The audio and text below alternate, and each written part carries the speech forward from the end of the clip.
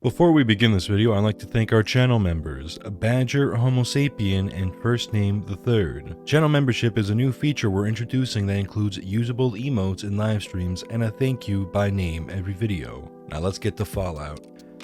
I have yet to do a challenge focused on beating Fallout 3. I've done challenges that included starting in Fallout 3, but never one where I actually traveled through the waste hunting down Liam Neeson. And that's changing today. A year ago, I posted the video, "Can you beat Fallout New Vegas with only a minigun?" So what better way to signify this new venture into the capital wasteland than an homage to the original video that jumpstarted my channel, which oddly enough was an homage in itself to Mitten Squad. Anyways, I've taken a shot and put a pizza in the oven. John, make sure to put a timer for the pizza, please. And with sentimentalities aside, I set out to ask, can you beat Fallout 3 with only a minigun? In Fallout New Vegas, it's actually pretty easy to get a minigun early on without any real confrontation. You can steal one from the Nightkin in Novak, or have a high enough lockpicking skill to get one in a chest on Black Mountain. In Fallout 3, we're a little more restricted. The options we have either require killing an NPC or going into vastly dangerous areas, but I digress. Let's get started. We experienced the miracle of birth and witnessed my mother being killed by it afterwards. There's a topical joke to be made here, but I never stooped so low as to make those kinds of jokes. So go ahead and abort that idea. Yeet it, prematurely terminate it, and throw it in the dumpster. So I said some things. Sorry about that, just a little glimpse of next week's video. At the age of 1, I already knew what I'd grow up to be. An uncaring sociopath with the means of smooth-talking his way out of situations, which is also something I tried to achieve in the game. As a young adult, I convinced my teacher to let me cheat on the wasteland equivalent of the SATs. Then the real world hit me like a sack of bricks when Armada busted into my room screaming bloody murder, telling me that my father broke out of the vault. To someone unfamiliar with Fallout, that probably sounds like he broke out of prison or something, which isn't totally inaccurate. I escaped the vault without attacking anyone and immediately headed to Megaton. The sheriff wanted me to defuse the giant bomb in the middle of town, but a man with a nice hat who was voiced by Wes Johnson told me to do otherwise. I traveled to Tenpenny Tower, learned that maybe I need prescription glasses, and I blew up the bomb. I wandered around for a bit, trying to figure out where to get a minigun. My best option would require I have 100 lockpicking though, so I visit Tranquility Lane for experience. For this quest, we need to kill or damage numerous NPCs. I'm gonna be frank, but don't call me Shirley.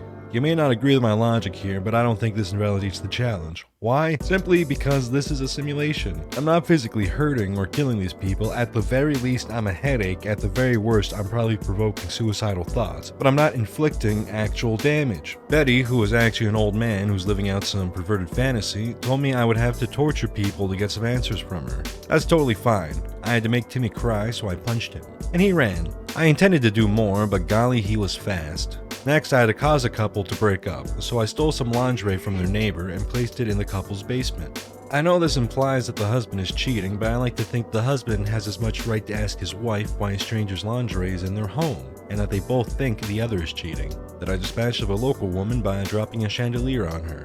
Finally, the pervert gave me a knife, and I got to run around and end this quest. Now, with the ability to pick a very hard lock, I ventured into Wheaton Armory. Inside we found our prize and also got hella loot that we'll be able to sell later. The minigun we found wasn't in perfect condition, but at least now we'd actually be able to fight enemies. Although that wouldn't last long. By the time I got to Jefferson Memorial, while making my way to Rivet City, my gun was just about broken. I met Dad in Dr. Lee's lab, and he said it was time to clean some water. We went back to Jefferson Memorial. I relieved Lucky Harith of his worldly possessions in life. Not so lucky now, eh, big man? And then Dad sent me to kill giant mutants with guns. I know that sounds cruel of a father to do, but sometimes tough love is what you need. Before I could slaughter mutants, I'd need to repair my gun, and even after looting Harith, I didn't have the caps.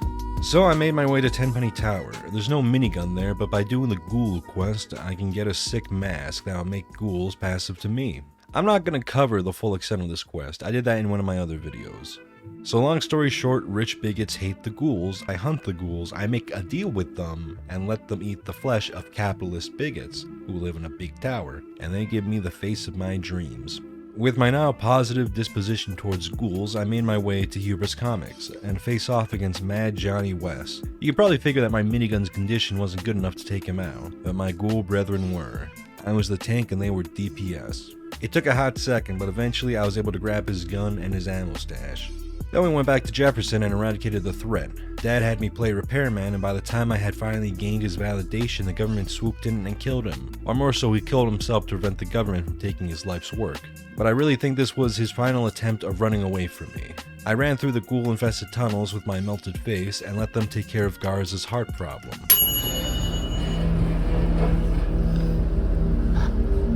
We arrived at the Citadel. Around this time I decided I was homesick, or really sick of home. I went back to Vault 101 and massacred all the dwellers. In hindsight, this was a mistake. I wasted my resources and got little to no reward, other than some RP immersion. But that's cool in its own sense, I guess. With the vault taken care of, I strayed to the underworld. I was thinking of doing Riley's Ranger's quest to get the minigun variant, but honestly wasn't feeling it. I did decide to start Crowley's quest, but never cared to get the armor after getting the keys. Now again on the hunt for another minigun, I went to the National Guard depot, which was just the biggest fucking headache. After doing that little maze thing, I was able to get a minigun and additional loot from the armory, but that wasn't enough. I wanted more money and more XP to handle Paradise Falls next. So I hunted down the android for Dr. Zimmer in Rivet City. After talking to many doctors throughout the wasteland, I figured out I need to talk to Pinkerton, so I went on my way to the bottom of Rivet City and talked to him. He revealed the identity of the android, and I was able to return him to his owner, which was kind of a horrific experience honestly, but even worse, I didn't really gain anything from doing this quest, so now I opted to help some slavers, which morally is extremely wrong. But this is the fastest way to do this quest, and I needed fast caps and fast XP to save the children at Paradise Falls. To get the remaining experience I needed, I killed Silver and discovered a school.